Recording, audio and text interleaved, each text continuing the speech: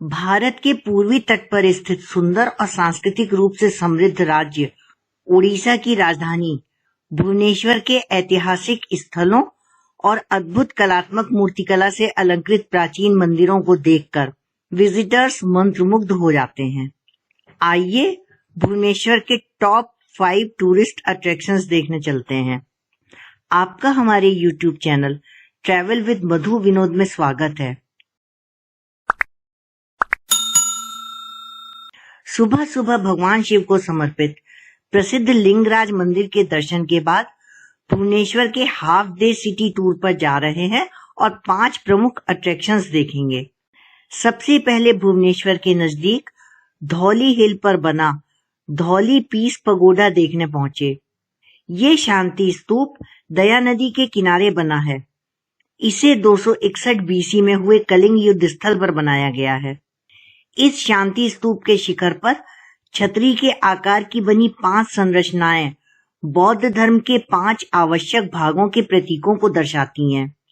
ये शांति स्तूप 1972 में कलिंग युद्ध की समाप्ति और राजा अशोक के बौद्ध धर्म परिवर्तन की याद में बनाया गया। पीस पगोडा में भगवान बुद्ध की टीचिंग पोस्चर में संगमरमर से बनी मूर्ति लगी है। पगोडा के ऊपरी टेरेस से दया नदी दिखाई दे रही है, जिसके किनारे सम्राट अशोक और कलिंग के राजा के बीच प्रसिद्ध कलिंग युद्ध हुआ था। बताया जाता है कि युद्ध में इतने लोग मारे गए थे कि उनके खून से दया नदी का पानी लाल हो गया था। धौली की एक चट्टान पर बना ये हाथी मौर्य काल की सबसे पुरानी कलाकृतियों में से एक है, जो बौद्ध धर्म में हाथी के महत्व को दर्शाती है। सम्राट अशोक द्वारा लिखवाया ये शिलालेख ब्राह्मी लिपि में है, जिसमें कलिंग युद्ध के बारे में जानकारी दी गई है। धौली पीस पगोडा देखने के बाद मुक्तेश्वर मंदिर आ गए। 10वीं शताब्दी में बना भुवनेश्वर का ये मंदिर जेम ऑफ ओडियन आर्किटेक्चर माना जाता है। मुक्तेश्वर मंदिर मोक्ष प्राप्ति अथवा मुक्ति का प्रतीक है। मंदिर के सजावटी धनुषाकार तोरण की अद्भुत वास्तुकला, उत्कृष्ट मूर्तिकला और इसमें उकेरी गई बारीक जटिल नक्काशी हर दर्शक को आकर्षित करती है। तोरण के दोनों ओर अधलेटी मुद्रा में उकेरी गई सुंदर महिला आकृतियां मोतियों की लड़ियों व अन्य आभूषणों से सजी है। यहाँ की सुंदर शिल्पकला से पत्थर भी जीवंत लगते हैं। मंदिर के शिखर पर कलश और त्रिशूल है। शिखर के नीचे का हर इंच सूक्ष्म नक्काशी वाली मूर्तिकला से सजाया गया है। शिखर की सजावट में कीर्तिमुख और दोनों ओर सुंदर महिला की आकृतियां बनी हैं।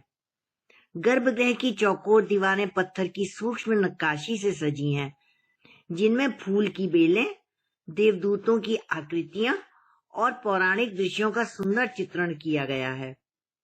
मुक्तेश्वर मंदिर केवल पूजा स्थल ही नहीं, बल्कि कला, श्रद्धा और आध्यात्मिकता का संगम है, जो ओडिशा की शिल्प परंपरा की उत्कृष्टता को दर्शाता है।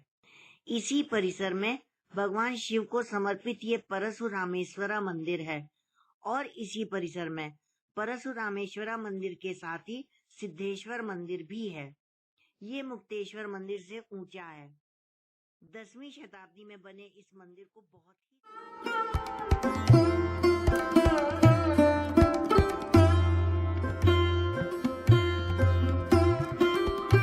ये भुवनेश्वर का राजरानी टेम्पल है, जो कलिंग आर्किटेक्चर का ज्वेल है।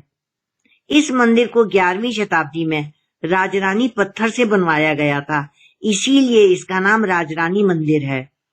ये प्रसिद्ध मंदिर प्रेम और कला का प्रतीक है। मंदिर के शिखर की ऊंचाई 55 फीट है। भगवान शिव को समर्पित ये मंदिर अद्भुत एवं कलात्मक मूर्तिकला नक्काशी से अलंकृत है। मंदिर की अतुलनीय मूर्तिकला काफी ऊर्जावान और जीवंत है। मंदिर को बहुत सुंदर और सुडौल नायिकाओं की मूर्तियों से सजाया गया है, जो अलग अलग भाव भंगिमाओं और भूमिकाओं में है। ये ब्रह्मेश्वरा शिव मंदिर है। इसे 9वीं शताब्दी में बनवाया गया था। इस मंदिर के सैंक्टम की ऊंचाई 63 फीट है। मंदिर के शिखर के ऊपरी भाग में कीर्तिमुख बनाया गया है।